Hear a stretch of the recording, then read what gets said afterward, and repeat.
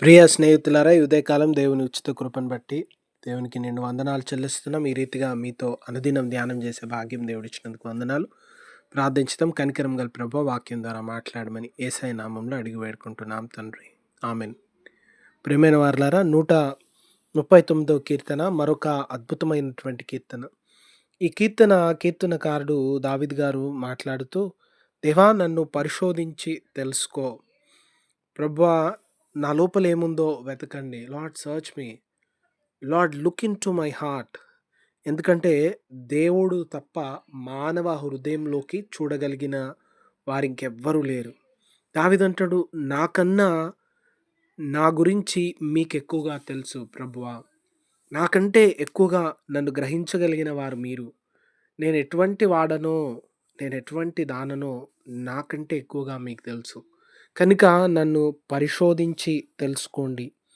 Lord test me, lord search me, lord look in to me and find me out who I am. నన్ను పరిశీలనగా చూడు, నా నడక, నా పడక, నా చర్యలు, నా మాటలు. దావీదు గారు అడిగేటువంటి ఈ ప్రశ్న, ఈ మాట చాలా లోతైనటువంటిది. దావీదు గారు అడుగుతున్నటువంటి ఈ కోరిక కూడా చాలా బలమైనటువంటిది. ఎందుకంటే దావీదు గారి ఉద్దేశము ఈ కీర్తన చివరిలో ఉంటది. కీర్తన చివరిలో ఏమంటారంటే, నిత్య మార్గము నుండి, లేదా నీకు ఆయాసకరమైనటువంటి మార్గము ఇవేవన్నా నాలో ఉంటే, నిత్య మార్గంలో నడవకుండా ఉంచేదేదైనా, నీకు ఆయాసకరమైనటువంటి మార్గం ఏదైనా నాలో ఉంటే అది తీసివేయి. ప్రభువా నేను మారాలనుకుంటున్నా, ప్రభువా నాలో చెడుని తొలగించుకోవాలనుకుంటున్నా, అది ఏదైనా విడిచిపెట్టడానికి నేను సిద్ధమే. నేను దానికి సిద్ధం. నీ నుంచి దూరపరిచేదేదైనా, నీ ప్రేమ నుంచి దూరపరిచేదేదైనా, నీ సన్నిధి నుంచి దూరపరిచేదేదైనా, అది నేను నా జీవితంలో నుంచి తీసివేయాలనుకుంటున్నా. ఈ మాట చెప్పడానికి కూడా ధైర్యం ఉండాలి. దైవజనుడు, భక్తుడైనటువంటి అగస్టిన్ గారు, ఆయన మార్పు నొందేటువంటి రోజుల్లో, పరిశుద్ధాత్మ క్రియ తనలో జరుగుతున్నటువంటి రోజుల్లో, ఆయన రక్షణలోకి వస్తున్నటువంటి రోజుల్లో, ఆయన అప్పుడే దేవుని దగ్గరకు వస్తూ ఉన్నారు. దేవుని ప్రేమను గుర్తెరుగుతూ ఉన్నారు. దేవుని ప్రేమను రుచి చూస్తున్నప్పుడు, పరిశుద్ధాత్మ చేత సంధించబడుతున్నటువంటి సందర్భంలో తనలోని పాపమేంటో తాను గ్రహించగలుగుతూ ఉన్నాడు. అప్పుడు ఆయన ఏమంటా ఉన్నారంటే, ఆయన ప్రార్థన చేస్తాడు, లార్డ్ ట్రాన్స్ఫార్మ్ మీ, లార్డ్ చేంజ్ మీ అని ప్రార్థన చేస్తున్నారు. కానీ ప్రార్థన చేస్తే ఏమంటారు, బట్ నాట్ నౌ, ఇప్పుడే కాదు ప్రభువా. అంటే ఇంకా నేను పాపంలో నాకు ఏదో ఇష్టం ఉంది, నాకు అది ఇష్టం ఉంది కనుక నేను ఇప్పుడే మారాలనుకోవట్లేదు. చూడండి, పాపంలో ఇష్టము కనబడినప్పుడు, లోకంలో నీచమైన కార్యంలో ఇష్టం కనబడ్డప్పుడు మార్పు నొందలేరు. మార్పు నొందడానికి దాన్ని విడిచిపెట్టగలిగినటువంటి మనసు కావాలి. మార్పు నొందడానికి త్యాగం కావాలి. మార్పు నొందడానికి ప్రేమ కావాలి. యేసు ప్రభుల వారి దగ్గరికి ఒక యవనస్తుడు వచ్చినాడు.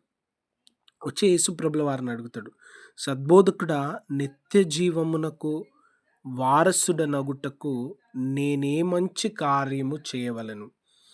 సద్బోధకుడా, మంచి బోధకుడా, దైవజనుడా, అయా యేసయ్యా, నేను నిత్య జీవాన్ని పొందాలంటే ఏం చేయాలి?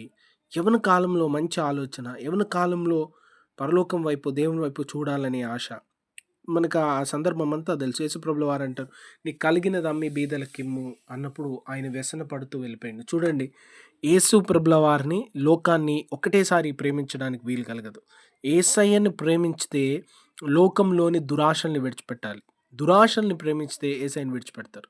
కనుక లోకంలోని దురాశ సంతోషాన్ని కలిగిస్తే, లోకంలోని పాపం ఒకసారి మనసుకు సంతోషాన్ని కలిగిస్తే అప్పుడు ప్రభువుని ప్రేమించలేం. కాబట్టి ఈ రోజు మనము తెలుసుకోవాల్సినటువంటి సత్యం, గ్రహించాల్సినటువంటి సత్యం ఏంటంటే, దావీదు గారి వంటి ధైర్యము, నిజాయితీ గల ప్రార్థన చేస్తే ప్రభు ఇదిగో ఇది తప్పు, ఇది నిన్ను నన్ను వేరుపరుస్తుందని చూపిస్తే దాన్ని విడిచిపెట్టగలుగుతామా?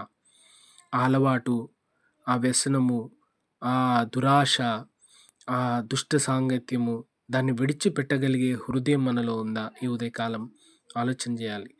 మనలో చూస్తూ, మన హృదయాన్ని చూస్తూ మనల్ని మార్చగల దేవుని దగ్గరకు వచ్చి ప్రార్థన చేస్తాం. మార్పు నొందే కృప దేవుడు దయచేయను గాక. కృపగల ప్రభువా, వాక్యం విన్న ప్రతి వారిని దీవించి, ఏ అవసరంతో, ఏ అక్కరతో, ఏ విషయమై నీ వైపు ఈ ఉదయం చూస్తున్నారో వాటిని దర్శించి మీరు అనుగ్రహించమని యేసుపేట ప్రార్థిస్తున్నాం. Amen. God bless you all.